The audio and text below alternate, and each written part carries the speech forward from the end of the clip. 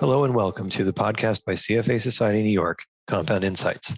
I'm your host, Rob Rowan. Today we're going to be talking about M&A in the investment management industry, and our guest today for this podcast is Bob Oros. He's the chairman and chief executive officer of Hightower. I'm sure many of you know the firm as one of the biggest wealth managers that invests in independent financial advisory firms. And before he joined Hightower in 2019, Bob was the CEO of HD Vest, and before that, he was head of the RII segment at Fidelity Clearing and Custody. So, Bob, thank you for being here. I'd like to start with your general view of the M&A market right now. Well, great to be with you, Rob, and thank you for having me. And it's interesting times for sure, but the robustness that we've seen over the last couple of years in the RIA industry is continuing. And I think there's a few things that are really influencing it. So start with demographics, and this is still largely a founder-led industry. So these are still what we think of as G1 founders who started their firm 20 or 25 years ago. And it feels like we say this every year, but they're now getting to that point where they need to set their businesses up for long-term success. And that's a very individual definition. And the one thing I will always advise principals of an RIA on is you don't need to do deals. Like, you don't need to sell your firm, but be really purposeful about the choices you're making, because you have an obligation to your clients and your employees to make sure your firm persists. So I think you have a few things at play that are really contributing to this increasing velocity of deals getting done. And that's the first one, that folks, they're hitting that age where they really need to plan for the future. The second one, and it's there's no denying it, valuations have been high. Will current market conditions influence it? Perhaps. I think they would need to be much longer in nature. We would have to see this persist for it to probably come in and impact it in any real way. But valuations have been very high, and there was a pronounced increase between 20 and 21. So, we, as you said, we are a serial acquirer of RIAs. We've done 28 deals in the last 3 years. Oh, okay. Yeah, that's a whole different conversation, and we're built to do it because it's not something you should do as a hobby. Let me just say that. Like, you really need to know what you're doing, but we did 10 deals in 2020, and we felt like we were paying fair multiples. We got to 21, and I would say on average deals were going at 4 to 5 turns higher on the multiple. And we've seen that plateau for the most part. But I think also it's advisors looking for not just succession, not just monetization, but it's also access to capability. And, it's competitive. And we all know there's a lot of different channels where advice gets delivered. RIAs being small to mid-sized businesses in most cases, they're feeling the pressure to have more and more capability to serve their clients. And the question is, do you invest in it yourself, or do you go with a partner who can give it to you? Okay. Is the prospect of higher rates impacting anything now, or do you expect them to higher rates to impact something in the future? I think higher rates, as it certainly relates to market conditions and market levels and market valuation, sure. But I mean, all you have to do is look, even in the last 2 years, remember where we were in end of Q1 of 2020, which is probably a time for most of us we'd like to forget. Yeah. For many reasons. But think about, the S&P closed at something like 2584, give or take. I'm probably close. I didn't look it up today. And look at where we're at today. Mm-hmm. So markets are so resilient. I don't expect interest rates to have a huge impact on the trends we're seeing in the industry. And one other point, and I'll shut up on this question. There are more net new advisory firms being created than there are being consolidated. Mm-hmm. So the industry it's becoming more fragmented, not less. Well, and that kind of circles back to the demographic issue we were talking about there. I remember seeing these demographic charts 20 years ago about baby boomer retirements. But a lot of those, as you point out, didn't really happen for RIAs until the valuations were right. Because this is not a physical job, right? You can do it into older ages. But now we can see forward into demographics, and the creators, a lot of those firms are relatively young. So how do you see the demographic shift happening, impacting the market in the next couple of years? Well, yeah, I think this notion of founders sort of moving on is also a little bit false.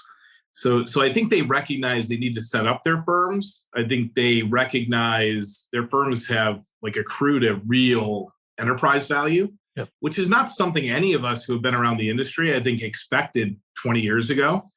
And I'll ask, many of the founders we deal with, like, did you ever think 20 years ago that it would be worth X? And never. Right. These were always great free cash flow businesses. They were great lifestyle businesses, but no one ever expected to have, a real enterprise value that can be monetized.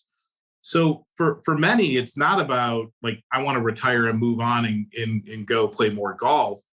It's, how do I do something that allows me to stay in the business for as long as I want to? So, I think this will be an increasing trend. I think we're still using a baseball analogy, which we always like to do, still pretty early innings. And Rob, I would tell you there's something else that's starting to change. It's not just the 60-year-old who's, thinking about doing something. We're increasingly seeing younger principals who are not doing it for the reason of, like, maybe I need to think about succession. These are principals who may be G2 or maybe a G1, but, still fairly early career, who are doing it because they recognize the need to access more capability to serve their clients. And I think that's increasingly a huge point because the industry is evolving. 20 years ago, it was all about investment management. Then we threw in financial planning, sort of holistic wealth management. Now we're talking about many other things, life and career transition support, health advocacy, things that, the listeners may say, what does that have to do with financial investments and in an advisory relationship? And what it has to do with it is, one, they're all intersected. I mean, we know health and wealth have an intersection, but it also is one of the most trusting relationships somebody has, is the relationship between client and their financial advisor. So how do you take that trusting relationship and deliver new and different value through it? And that's really the way we think about it. And a lot of those things where I pleasantly find sometimes people are actually focused on clients, and all those things just ever client facing. But from an enterprise perspective, there are also higher costs of legal and compliance, depending upon which type of firm you set up. So could you talk a little bit about if you were to advise someone who was maybe had a pretty successful career at one of the relatively large firms and was starting a firm now, what would you think about what would you advise them to think about in terms of setup? I mean, start with, what do you love doing? I think it's so important for any of us that, like, we understand what gives us joy, what gives us where our passion comes from, and what we're really good at. And I think for someone starting a firm, start there, because that will help inform the kind of model you might choose to set it up under, what things you may choose to do yourself versus outsource. And we find that with, most of the firms we work with and end up, partnering with, at some level, you get bigger, you're forced to do a bunch of things you just don't really enjoy. And you mentioned compliance and risk is an obvious one. Those are two, yeah. Yeah, I've yet to find a principal yet who's told me, no, I really love that stuff and I would hate to give it up. Right. And it's getting more complex. You look at something like digesting the SEC's marketing rule. Yep. How many advisors really want to spend their time thinking about it? But it's so important because if you don't do it right, it can be a gotcha rule. Yep. So I think it starts with, like, really get get clear on what you enjoy. And then the things you don't enjoy, there are plenty of people who will do it for you. And that means you can, create a business model or join a business model where you get that, or you can stitch it together yourself. And I think a lot of it comes down to, your own preference. But there has never been more options available. And I tend to believe there's a model for everyone, because we're not lacking breadth of capability these days. Yeah, there's someone to outsource everything to. Yeah. How do you think that the RIA business is being impacted by the explosion of the availability of data, fintech, and DeFi? I think it's not being impacted enough. Okay. And think about most areas of our life. We can, as an ultimate consumer, we can create the experience we want. Whether it's how we order a car, what type of car we order, buying a car, ordering groceries, and there's so much great information and ideas being served up to us because of AI. And I think our industry has been a little bit behind. It's still largely the client's experience, the advisor's way. Mm-hmm. And I say this often, and this isn't something I've just started saying. I've been saying it for years. And most advisors, when they step back and think about it, they would agree. Like, they're really dictating the experience their clients get, like how often they meet, what they talk about in those meetings, what kind of information they're giving access to. And it's time for our industry to really leverage the power of the data that's out there. And for most firms, we sit on a lot of it. And we need to make it more consumable. We need to have the courage to serve it up and give clients more access to it, and take advantage of the opportunity, which is high personalization, but also high scalability. And the two aren't mutually exclusive. So I think you're going to see firms that will start to crack that code. And this is where you can't fall into the trap of thinking, my client doesn't care about that. I mean, we are all a little bit of all the generations, and I think your clients may care more than you think they do. And, they're adopting technologies, and they're adopting, experiences in other parts of their life. And at some point, they're going to expect it from us. Right. Sort of similar question. There has been, although it's paused with COVID, a greater impact on wealthy families, or sort of multi-million-dollar families, of overseas or multilateral agreements through their children. So their children might take a semester abroad, meet a lovely, fall in love with a lovely Swiss person, and they go down, get married, and now we have a multi-jurisdictional family. Do you think that is going to happen more and push wealth management firms to be more sophisticated in that area of the legal realm? Yeah, I mean, I think there's no doubt we're seeing what I would call these family office type influences coming in, for a variety of reasons. And you're scaring me, Rob, because I have a daughter who's going to study abroad in the fall in Italy. So I'm sort of wondering what else I might get out of that package and whether she may come home. But the world is increasingly a small place. And so, yes, I think the sophistication of advisors to deal with issues like that they've never had to before is increasingly real. And, the family office space has dealt with that as sort of their norm, but I think it's becoming more the norm for everybody. Yeah, for sure. Okay, so are there any other risks that you see coming down the line for valuations or structures or anything like that people aren't really thinking of? Yeah, I think you have to remember, like, valuations are a tricky thing. And we all like to simplify it and use like headline multiples and rules of thumb.